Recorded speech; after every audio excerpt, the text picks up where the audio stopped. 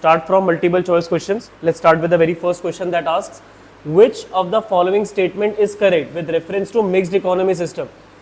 Dominance of free market economic system. बेटा जब mixed economy होती है तो कोई एक सेक्टर ज़्यादा डोमिनेट नहीं कर पाता. Absence of economic planning, ownership of factors of production only to the private sector. Public कहाँ गया? Coexistence of public and private sector. So both the sectors are to be considered when we are talking about mixed economy. So private, public, both the sectors. Who is known as the architect of Indian planning? Prasant Chandra Mahalanobis. Name याद रखना. The first industrial policy resolution I told you came in which year? Actually, second one came in the year 1956. But the first one came just 1 year after independence. That was in the year 1948. So we got independence in the year 47. And just 1 year later, we got our very first industrial policy resolution. That was even before our constitution. That was in the year 48. Which of the following is not a valid statement in context of industrial policy resolution 1956? First one, ownership and management of the core industries were given to the public sector. It's actually true. Schedule A, B, C में Schedule A में कितनी industries रखी थी? 17. That was mainly for the public sector. So main industries किसको दी गई थी? Government public sector को. सो false. ठीक है, मतलब यहां पर जो लिखा है वो ट्रू है. आपको पूछा इनमें से कौन सी स्टेटमेंट ठीक नहीं है? Tax benefits were given to industries being established in backward region to promote regional equalities. Point number third यही था. थर्ड पॉइंट क्या था? Industrial concessions. So concessions were given in the form of tax holidays and subsidies in the form of electricity bills and loans. A few industries were allowed to be owned by the private sector in Schedule B and Schedule C. The industries were allowed to be operated by the private sector. Goods produced by small scale industries were de-reserved. They were actually reserved at the time of industrial policy resolution. They were de-reserved when new economic policy was introduced in the year 1991. So de-reserve हुए थे, but not in 56 but in 91. So here we are talking about कि कौन सी statement 1956 वाली resolution के लिए false है. So items were actually more reserved during that time because we needed to protect the small scale industries at that time. Protection of domestic industries took place in the form of tariff and quotas. Planning Commission was set up in the year 1950. सिर्फ इतना याद रखना जरूरी नहीं है, आपको date भी याद रखनी है. 15 मार्च. ठीक है जी. 15th of March 1950 was the date on which Planning Commission was established under the leadership of P.C. Mahalanobis. He was the visionary person behind economic planning in India, and he suggested the government to establish a separate authority for the purpose of economic planning in India. So the date was 15th of March 1950, and the very first plan that it had was during the time period of 1951 to 1956. But the plan was supposed to be implemented 1 year after its establishment. Next one is now fill in the blanks. The very first one. Dash sector was mainly dependent upon monsoons. ये तो बेटा अगर हम किसी 6th या 7th class के student से भी पूछेंगे कि कौन सा सेक्टर मानसून पे डिपेंडेंट होता है, तो बेटा वो बच्चा इंडस्ट्रियल या सर्विस सेक्टर तो नहीं बोलेगा. So it will be agriculture sector. Economic growth combined with dash was the principal goal of planning in India. बेटा डिस्पैरिटी तो बिल्कुल भी नहीं चाहते हम. डिस्पैरिटी का मतलब क्या होता है कि रिच लोग आगे बढ़े, पुअर लोग की डेवलपमेंट ना हो पाए. सो वी ऑलवेज वांटेड कि इंडिया में रिच और पुअर दोनों के साथ में डेवलपमेंट हो. That is said to be equity. Next one, under the industrial policy resolution, industries were classified into dash number of categories. 3 number of categories. Schedule A, Schedule B, Schedule C. Schedule A में कितनी industries थी? 17. Schedule B में कितनी industries थी? 12. Remaining थी Schedule C में. Next one, dash were initiated in order to bring equity in ownership of land holdings. So there were land reforms. You can also call them as institutional reforms. दोनों का मतलब एक ही है. Institutional reforms and land reforms में हमने 4-5 reforms करे थे. कौन कौन से थे? लैंड सीलिंग था, रेगुलेशन ऑफ रेंट था, एबॉलिशन ऑफ इंटरमीडिएरीज था, कंसोलिडेशन ऑफ लैंड होल्डिंग्स था. So these were some of the land reforms that we talked about in the second chapter. In 1955 Karve committee ने कॉन्स्टिट्यूट करा था development करने के लिए कौन सी इंडस्ट्रीज को? स्मॉल स्केल इंडस्ट्रीज को. और उन्होंने लिमिट एडवाइस करी थी 5 लाख रखी जाए स्मॉल स्केल इंडस्ट्रीज के लिए, ताकि उनको रेट ऑफ इंटरेस्ट कम पर बैंक से लोन प्रोवाइड करा जा सके, इलेक्ट्रिसिटी बिल पे सब्सिडी दी जा सके. तो Karve was the economist who was responsible for setting up the committee and deciding the limit for small scale industries and the reservations of those industries which will be kept under the list of SSIs. So the committee was called as Karvi committee. Policy of import substitution was targeted to protect dash industries। बेटा ये question ना MCQ में, fill in the blanks में, सर्चन reasoning में बहुत तरीके से पूछा जाता है कि टैरिफ और कोटा क्यों लगाए गए थे, डोमेस्टिक इंडस्ट्रीज को प्रोटेक्ट और प्रमोट करने के लिए। बट प्रमोशन से ज्यादा रीजन था प्रोटेक्ट करना, क्योंकि अगर बाहर से सामान इंडिया में आएगा ही नहीं तो हमारे यहाँ के जो इंडस्ट्रियलिस्ट है वो प्रोटेक्टेड रहेंगे। तो उन लोगों को प्रोटेक्शन देने के लिए हमारी सरकार ने कहा कि बाहर से कोई भी इंसान अगर इंडिया में बैठ के बिजनेस करना चाहता है, यहाँ पे बैठा हुआ है, बाहर से सामान मंगवाएगा, इंडिया में बेचेगा, तो 200% तो उस पर ड्यूटी लगा देंगे, और कितनी क्वांटिटी में वो सामान मंगवा सकता है वो भी हम उसे स्पेसिफाई करके बताएंगे। तो आप लोग इंडिया में सेफ हो, आपको इंडिया में काम करना है, आप बिंदास करो, आपसे कोई प्रॉब्लम नहीं है और आपको प्रोटेक्ट। पर इससे प्रॉब्लम क्या हुई कि लोगों ने क्वालिटी से ज्यादा फोकस करना शुरू कर दिया कि लाइसेंस कैसे एक्वायर कर पाए। लोगों ने फोकस करना शुरू कर दिया कि पॉलिटिकल रिलेशनशिप कैसे मेंटेन करें। सो उससे हमारे यहाँ के जो प्रोडक्ट्स उसकी क्वालिटी कभी डेवलप नहीं हो पाई, हम कभी इंटरनेशनल स्टैंडर्ड्स को मीटअप नहीं कर पाए। Next one, number of industries तो 3 थी, हमने बात कर ली। असर्शन रीजनिंग क्वेश्चन पे बात है। ऑप्शन ए, जब असर्शन रीजन ट्रू है, रीजन करेक्ट एक्सप्लेनेशन है। Option B, when assertion reason again both are true but reason is not the correct explanation of the assertion. Option C, जब assertion true है reason false है। Option D, जब assertion ही false हो गई। सबसे simple category question option D देखते हैं। The main aim of capitalism is to earn maximum profit. Capitalism का मतलब क्या होता है?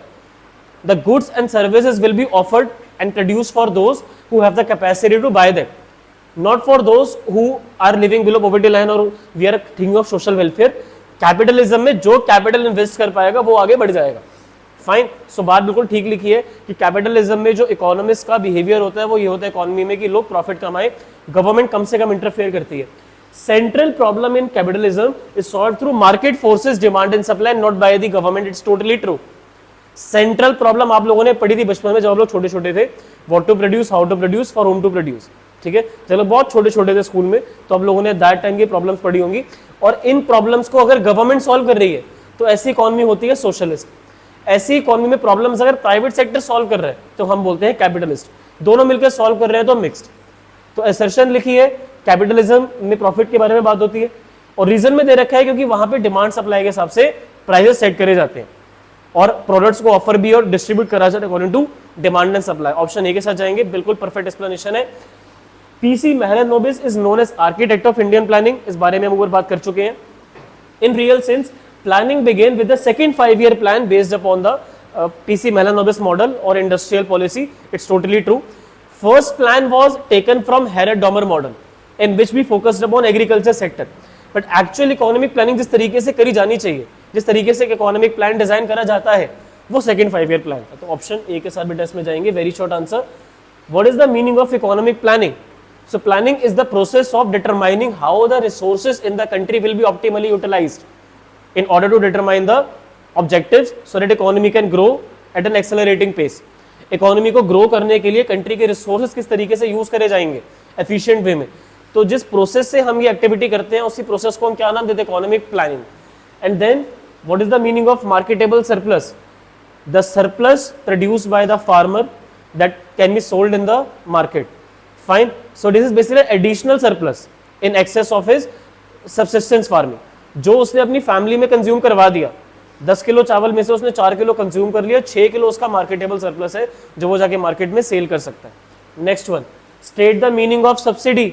डायरेक्ट और indirect benefit given to the citizens of the economy by the government. Government जो डायरेक्ट और इनडायरेक्ट कंसेशंस देती है सिटीजंस को, that is said to be subsidies. And then what is import substitution? Import substitution refers to substitution of imported products from the domestic products.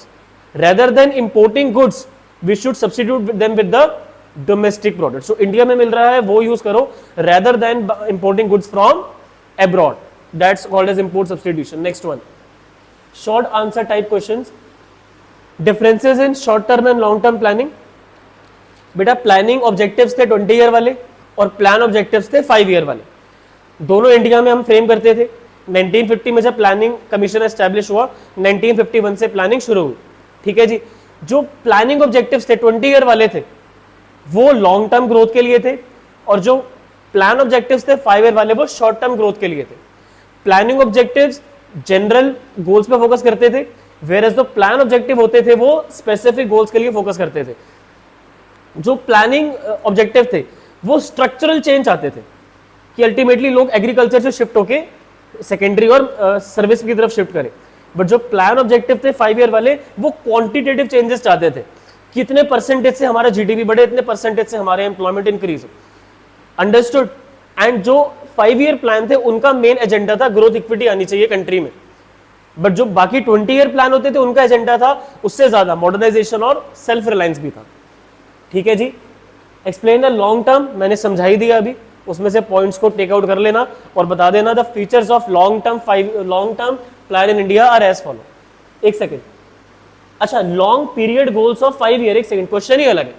मुझे तो लगा था कि फीचर्स पूछे हैं लॉन्ग टर्म प्लान के बारे में, इन्होंने लॉन्ग टर्म प्लान के फीचर नहीं पूछे, इन्होंने ये पूछा है explain the long period goals of 5 year plan, growth equity modernisation and self reliance. Gem से हमने ये याद करा था। Goals of 5 year plan generally क्या होते थे? हर 5 ईयर प्लान में मेनली गवर्नमेंट चाहती थी ग्रोथ और इक्विटी आए, but in some of the plan the objective was also to adopt modernized technology like green revolution was there, so modernization, and then equity. Government in some years increase the tax rate so that it can spend it on the welfare of the poor people, जैसे equity लाई जा सके। तो main जो 5 objectives थे वो यही थे, sorry 4 objective थे वो ये थे, growth, equity, modernisation and self reliance, 5 year plans के। Next one, rational behind equity with growth as planning objective of the economy. बेटा इक्विटी और ग्रोथ समझाना है। इक्विटी में government wanted the equitable distribution of income in the economy by levying taxes on the rich people and spending it on the welfare of the poor people. And then we talk about growth is basically the increase in production of goods and services in the economy, mainly indicated by GDP. So if there is a welfare inequity, rich and poor, it will definitely contribute to the economy. जब लोगों की income level बढ़ेगी तो more opportunities will be created and as a result economy will grow. Next one, modernization में आपको 2 बातें बतानी है अगर आप लोगों को याद है तो। मैंने आप लोगों को एक बात बताई थी, चेंज इन सोशल आउटलुक, और दूसरा मॉडर्नाइज टेक्नोलॉजी। टेक्नोलॉजी को एडवांस करना, जैसे कि HYV सीड्स हमने अडॉप्ट करे, और दूसरा लोगों का आउटलुक मॉडर्नाइज करना, जैसे कि हम वुमेन एम्पावरमेंट के बारे में बात कर रहे हैं। ठीक है, no discrimination on the basis of caste, religion, इन सब चीजों के बारे में बात कर रहे हैं। So it is called as modernisation. Next one, importance of subsidies in relevance to Indian farmer. Subsidies देनी क्यों जरूरी है हमारे किसानों के लिए? Most of the farmers are small और मार्जिनल। सब्सिडीज उनको देना बंद कर दोगे तो ह्यूज लॉस होगा, number 1 reason. Number 2, poor irrigation facilities है, इसकी वजह से farmers are dependent upon rainfall which makes agriculture a very risky profession. Because अगर रेनफॉल नहीं होगी तो फार्मर का नुकसान ज्यादा होगा, इसलिए सब्सिडी देनी उसको जरूरी है। एंड देन तीसरा रीजन, कोई बोलना चाहेगा या मैं बोल दूं? No one. इनइक्वालिटीज बढ़ जाएंगे। रिच फार्मर सब्सिडी के बाद भी सीड खरीद लेगा, सब्सिडी के बिना भी खरीद सकता है। So that is why rich farmer को ज्यादा बेनिफिट मिलता है, ओके। बट अगर सब्सिडी नहीं होगी तो पुअर फार्मर सीड्स खरीद ही नहीं पाएगा, अफोर्ड नहीं कर पाएगा, and as a result rich फार्मरों को ज्यादा ही बेनिफिट मिल जाएगा, right? That is the reason why subsidies are important. Farmers are poor, agriculture is risky, it might lead to inequalities. Let's start with another one, principal components of industrial policy resolution. 3 बातें थी जी। पहला point, classification of industries on the basis of schedule ABC। दूसरा point था industrial licensing for establishing a new industry, for expanding it, for diversifying it. तीसरा point था industrial concessions on tax holidays and electricity, benefits मिलते थे to the industries जो setup होती थी backward और स्मॉल रीजन्स में। Next, 4 features of small scale industry. Labour ज्यादा यूज होती है, कैपिटल कम यूज होती है, जो प्रोडक्ट्स यहाँ पर बनते हैं उनको एक्सपोर्ट करा जा सकता है, ठीक है, और इसमें बेनिफिट्स मिलते हैं हमें गवर्नमेंट से इन the form of subsidies, in low rate of interest पर आपको लोन मिल जाएगा, ठीक है। और अब इसमें ये भी बता सकते हो कि reduces regional inequalities. Small scale industries जब बैकवर्ड एरिया में लगाई जाती है ना, तो वहां के लोगों को इंप्लॉयमेंट मिल जाती है, जिससे उनकी क्वालिटी ऑफ लाइफ इंप्रूव होती है। So any 4 features you can mention in features of SSIs। Import substitution, substituting imports with the domestic products rather than importing goods, we should substitute it with the domestic products. Why is it introduced in India? To protect the domestic industries. ऊपर बताया था अभी, ये question किसी ना किसी शक्ल में आ ही जाता है कि इसको क्यों लेवाई करा गया था, इंडिया में क्यों अप्लाई करा गया था। The main objective of import substitution policy was to protect the domestic industries. इसका एक दूसरा नाम भी बताया था मैंने, बताओ क्या था? Very good Anushka, inward looking trade strategy. Why does India planning place more emphasis on industrial development? बेटा कोई भी इकोनॉमी होती है वो इंडस्ट्रियल पे ज्यादा फोकस करेगी. देखो reason number one is it ensure stability in employment. Agriculture is a risky profession whereas industrial profession is quite of stable. Reason number two, it is not dependent upon the monsoon, so there is no risk of rainfall happening or not. Reason number three, it is related to skills. It is not an unskilled work which requires technicians and skilled labor which will improve the human development in the economy. तो अगर industrial base ज़्यादा strong हो तो उससे economy भी grow करेगी because of the stability and more, और उससे क्या होगा, जेंडर इक्वालिटीज भी स्टेबलाइज होंगी. Fine, because in industrial both the genders, और किसी भी प्रोफेशन में आप देखोगे तो अगर इंप्लॉयमेंट बढ़ रही है तो उससे जेंडर इक्वालिटीज में इंप्रूवमेंट देखने के लिए मिलती है. तो मेन रीजन तो यही है कि स्टेबिलिटी इनकम में लोगों की बेटर रहेगी, इकोनॉमिक ग्रोथ हो पाएगी अगर लोग इंडस्ट्रियल सेक्टर पे स्ट्रांग होते हैं, स्किल्स और ट्रेनिंग मिलने की वजह से कंट्री के लोगों की ह्यूमन कैपिटल डेवलप हो पाएगी. And then in industrial development in India government played a leading role. Why? अब ये क्वेश्चन भी ना कहीं काफी पॉपुलर है कि 1956 में जब रेजोल्यूशन पास हुआ तो 17 इंडस्ट्रीज गवर्नमेंट ने अपने अंडर में रख लिया. ऐसा क्यों करा उन्होंने? तो reason number one is that कि मोस्ट, यस, मिक्स्ड इकोनॉमी थी बट मिक्स में तो ये होना चाहिए ना कि some by government some by private. यहां पर बोला गया why most of the industries were taken care by the, that is the question. Because country was not having sufficient amount of capital. Private investors के पास, private entrepreneur के पास इतनी sufficient capital नहीं थी, due to which government had to take the leading role. Number one reason accepted. Very good Jiya. Any other reason anyone would like to say? No? Yes, yes. To generate more employment opportunities we can say, but employment तो अगर private भी generate करता तो भी कहीं ना कहीं आ ही जाती. सो मेन रीजन जो अभी एक बताया आप लोगों ने, दैट इज एक्सेप्टेड कि उस टाइम पर प्राइवेट एंटरप्रेन्योर्स के पास इतने सफिशिएंट कैपिटल नहीं था इन्वेस्ट करने के लिए, for which government had to invest the capital. Reason number two, India's market was not big enough. एक पॉइंट अभी बताया जिया ने कि सर जो प्रोड्यूसर्स थे उनके पास ज्यादा कैपिटल था नहीं इन्वेस्ट करने के लिए. दूसरा पॉइंट, अब कंज्यूमर्स के पॉइंट ऑफ व्यू से सोचो कि इंडिया का मार्केट इतना बड़ा नहीं था कि अगर कोई प्राइवेट इन्वेस्टर बड़े स्केल पर अपना प्रोडक्शन शुरू करता, फर्नीचर बनाता, इलेक्ट्रिकल्स, इलेक्ट्रॉनिक्स बेचता, तो लोग उसको अफोर्ड ही नहीं कर पाते. And as a result India was not having a good amount of opportunities to invest into, and as a result government had to take the leading role in development of the public sector industries.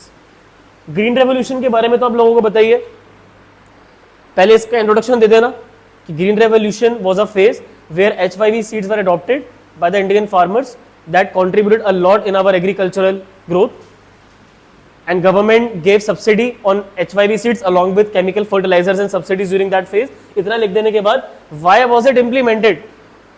To promote equity in the rich and poor farmers, ठीक है, to bring stability in agriculture sector, to make India a famine free country. हम नहीं चाहते थे कि India में लोग खाने की वजह से मरे एंड इंडिया में खाने की शॉर्टेज हो. To reduce the dependency, foreign dependency, वरना पहले बाहर से ना बहुत व्हीट एंड राइस हमें इंपोर्ट करवाना पड़ता था. इंडिया जैसी बड़ी कंट्री में इतनी क्वांटिटी में हम व्हीट राइस ग्रो ही नहीं कर पाते थे. और जब ग्रीन रेवोल्यूशन हुआ तो इंडिया एक एक्सपोर्ट सरप्लस इकोनॉमी बन गया व्हीट एंड राइस की. So these were the reasons why it was implemented. Growth, equity, self reliance, already हम इस बारे में बात कर चुके हैं. Then drawbacks of land reforms, मैंने आप लोगों को दोनों जो मेन लैंड रिफॉर्म्स उनके ड्रॉबैक समझाए थे. एबॉलिशन ऑफ इंटरमीडिएट्स में क्या हुआ, zamindars were not willing to give up their land to the tenants. Zamindar ने डिले करा procedure of transferring the land to the tenants. They indirectly held the ownership by delaying the procedure कि आप कल आके आप हमसे ट्रांसफर, परसों आगे ट्रांसफर करवा लेना. They regularly delayed it and there was a huge corruption involved in this activity as well, for which the abolition of intermediaries didn't come possible, but only in the two states, Kerala and West Bengal, government took it seriously, and in these two states the land reforms were successful. And then next land reform, that was land ceiling, where government had to fix the maximum land that could be held by an individual farmer. In that also people figured out the loophole that they put the excess land in names of their close relatives and they indirectly held the ownership today as well. आज भी उनके पास ownership है because उन्होंने extra land अपने relatives के name करवा दिया था. तो एज अ रिजल्ट ये इसका लूप होल निकला. तो ये ड्रॉबैक्स थे लैंड रिफॉर्म्स के. How did green revolution benefit the farmers? Equity I, employment बढ़ी, इक्विटी फार्मर्स में भी और इक्विटी रीजन्स में भी आई. अडॉप्ट करी मॉडर्नाइज टेक्नोलॉजी, ठीक है, जो कन्वेंशनल आउटलुक था उसको ब्रेक डाउन करा गया, fine. So these were the benefits of the income बढ़ी फार्मर्स की. सो बहुत सारे पॉइंट्स हमने डिस्कस करे थे. यस जी, नहीं कमर्शियल फार्मिंग नहीं, green revolution was not commercial farming. आप बोल सकते हो मार्केटेबल सरप्लस बढ़ा, क्योंकि जब हम कमर्शियल फार्मिंग वर्ड यूज करते हैं तो उसमें फिर सारी टाइप की क्रॉप्स आ जाती है, इंडिगो वगैरह भी आ जाता है. तो इट्स बेटर टू से कि मार्केटेबल सरप्लस बढ़ा, वरना पहले फार्मर सब्सिस्टेंस फार्मिंग करता था, इतना ही ग्रो कर पाता था कि थोड़ा बहुत जाके मार्केट में बेच पाए, बट अब उसका मार्केटेबल सरप्लस और बढ़ना स्टार्ट हो गया. 4 importance of industries for developing a country like India. Stability in income level, contributes to GDP, fine. You can say कि it's also a monsoon free profession, unlike agriculture which is quite dependent upon monsoons, but industrial sector is quite risk free due to that sense. तो equity बढ़ती है, मतलब ultimately risk लोग तो देखो आगे बढ़ते रहेंगे, बट अगर लोग प्राइमरी सेक्टर में ज्यादातर एंगेज्ड है, जहां पर फ्रूट्स, वेजिटेबल्स, व्हीट, राइस में इनकम इतनी नहीं है, तो दैट इज वाई उनको इंडस्ट्रियल सेक्टर स्टेबिलिटी दिलाता है. सो एक तो स्टेबल इनकम मिलती है, और दूसरा पॉइंट इसमें हमने बताया कि इकोनॉमी इससे ग्रो करेगी. When people will contribute in industrial sector, it will contribute to our GDP, it will contribute to our economy. Third reason आप इसमें बता सकते हो, in fact I am looking for some point better than monsoon, because monsoon is quite of a very very basic point. It will not look good in your examination. So any suggestion from your end कि why industrial sectors are important in the economy? Come on. No one? बेटा industrial sector देखो, एक तो employment generate करता है और दूसरा economy में कंट्रीब्यूट करता है. तीसरा है it develops the humans in the economy. जब लोगों को आप स्किल्स और ट्रेनिंग देते हो, it develops the human capital, क्योंकि जो लोग प्राइमरी सेक्टर में ट्रेनिंग लेकर आते हैं और जो लोग इंडस्ट्रियल सेक्टर में ट्रेनिंग लेकर आते हैं, उसमें एजुकेशन में और ट्रेनिंग के लेवल में वेरिएशन आ जाती है. When more people will be trained, when more people will be skilled, it will definitely improve their career and it will definitely improve the economy in future, because when more people will be into training and education, it will enable them to earn more and they will be able to live a good quality of life. Fourth reason आप यही लिख सकते हो, it will improve the quality of life. ठीक है, जब लोग income ज्यादा अर्न करेंगे, it will ultimately lead to improvement in their life quality. Is it clear now? ठीक है, and ultimately अगर इंडस्ट्रीज हमारी स्ट्रांग होगी, it will definitely contribute to our infrastructure as well. Fine. Industrial sector को आगे लेकर जाने के लिए इंफ्रास्ट्रक्चर बहुत मैटर करता है, पावर, ठीक है, health, education, roads are some basic needs that an industrial sector needs. So when industrial sector will grow, then government expenditure on infrastructure will also increase. Yes, dear. Technology will get improvised. Definitely when industrial sector is improving, then we will get adapted to modernized technology. So with this, second chapter questions are over. So these were quite important questions. ठीक है, मैं इस वाले को थोड़ा और structured way में आप लोगों से व्हाट्सएप ग्रुप में शेयर कर लूंगा कि इंडस्ट्रियल सेक्टर की इंपॉर्टेंस क्या है, बिकॉज ये थोड़ा सा out of the box question है, इसमें पॉइंट्स काफी सारे बन सकते हैं, बट एक्जैक्टली अगर क्वेश्चन एग्जाम में आ जाता है how you have to present it, I will share the solution in the group. And let's wind up for second chapter, and now we will be starting from the third chapter, that is LPG. I will stop the recording for this one.